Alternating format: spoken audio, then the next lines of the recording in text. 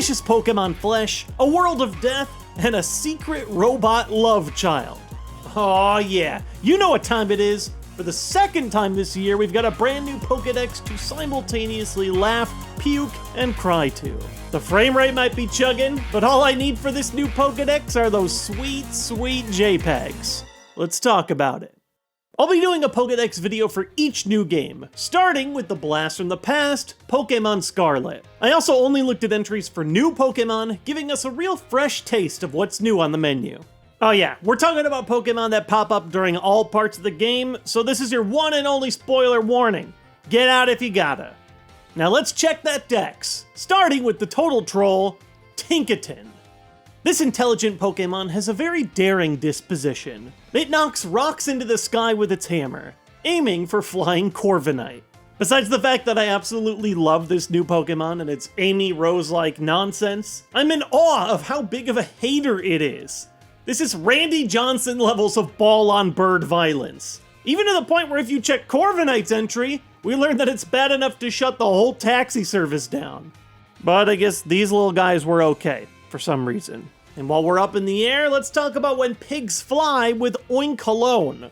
This Pokemon sends a flower-like scent wafting about. Well-developed muscles in its legs allow it to leap more than 16 feet with no trouble at all. 16 feet? The highest basketball dunk ever was 12. You're telling me that little Miss Piggy can just boop right up there? What can I say? She's got bounce. Actually, the real shocking thing here is that she can't learn bounce. And while this game does very suspiciously have ham as a sandwich ingredient, aka edible pig, this game's weirdest edible entry goes to Veluza. When Veluza discards unnecessary flesh, its mind becomes honed and its psychic power increases. The spare flesh has a mild but delicious flavor. Okay, I get it. This is all lore around the fillet away move, where you lose HP and become stronger. But self-filleting is kinda metal. Can you imagine watching this thing blast through its skin during a battle? The dust settles, and then you think to yourself, can I eat that? It's so gross. But I mean, he's not using it, so 5-second rule? Our next entry will be blurred, and for good reason. Maschiff. It always scowls in an attempt to make opponents take it seriously. But even crying children will burst into laughter when they see Maschiff's face. Okay, ready? Let's see if you can look at this Pokemon's face without laughing or at least cracking a smile. 3, 2, 1. He's so cute. The little side scowl. He's doing the Tyler Hero. Adorable? Yes. Intimidating? Not so much. And we're double dogging it today with another entry from Grievard. It is said that a dog Pokemon that died in the wild without ever interacting with a human was reborn as this Pokemon. Oh.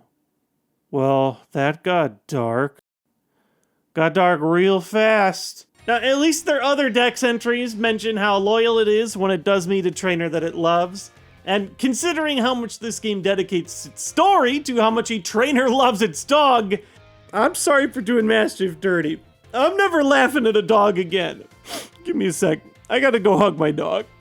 But while we're on the circle of life and death, I want to cover a couple of Mon that really seem to be changing the way that we perceive Pokemon to be alive.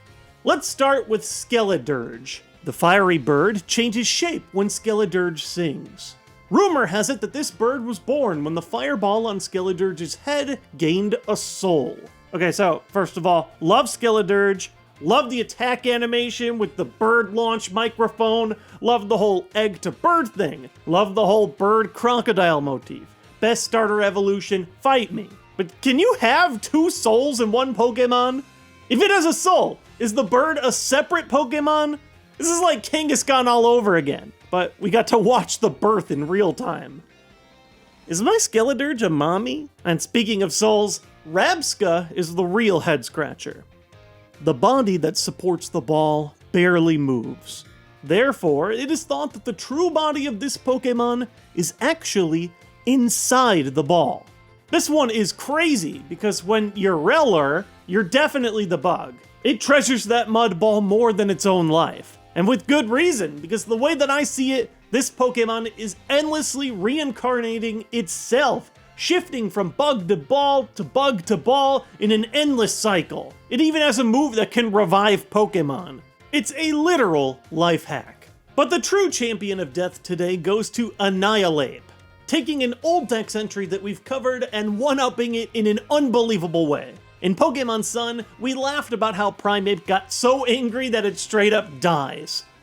But 2 gens later, they got their revenge. When its anger rose beyond a critical point, this Pokemon gained power that is unfettered by the limits of its physical body. Have you ever been so angry that you died?